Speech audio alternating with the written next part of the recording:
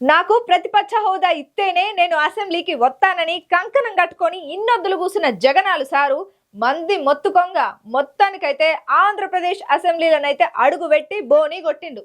అయితే ఇప్పుడు ఏపీ రాజకీయాలను చూస్తుంటే అప్పటి జయలలితమ్మ ఉన్న తమిళనాడు రోజులను యాద చేసుకుంటున్నారట ఆంధ్రప్రదేశ్ పబ్లిక్.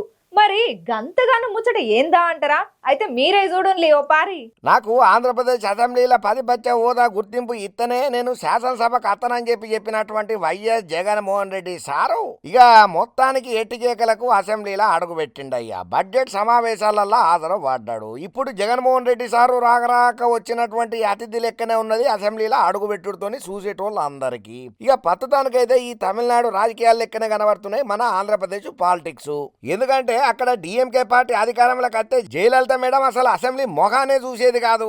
ఇటు ఏఐఏ డిఎంకే అధికారంలో ఉంటే కరుణానిధి సారు సేమ్ సిచ్యువేషన్, ఆయన కూడా అసెంబ్లీ మొక్క చూసేటోడు కాదు. ఇక మొన్నట్లో మన తెలంగాణలో కూడా పరిస్థితి సేమ్ రిపీట్.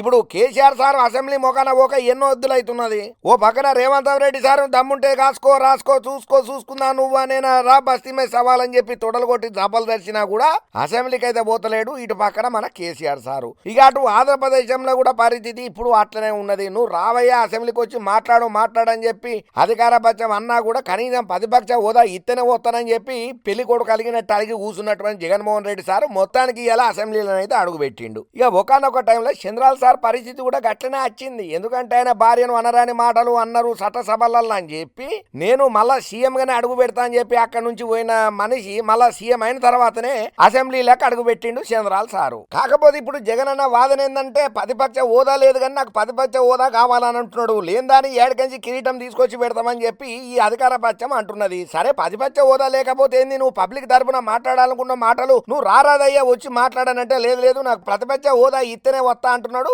జగనాల్ సారు. అసలు 10 హోదా లేని నీకెందుకు ఇస్తారయ్యా 10 హోదా అని చెప్పి ఎడ్డిచ్చినట్టే మాట్లాడబట్టిల్లు ఈ ముచ్చటెరికైనా పాతి ఒక్కరు. ఇక ఇట్లా జగనాల్ సార్ చేసేసరికి పవనాల్ సార్ కూడా జరంతా గట్టిగానే రియాక్ట్ అయ్యిండు.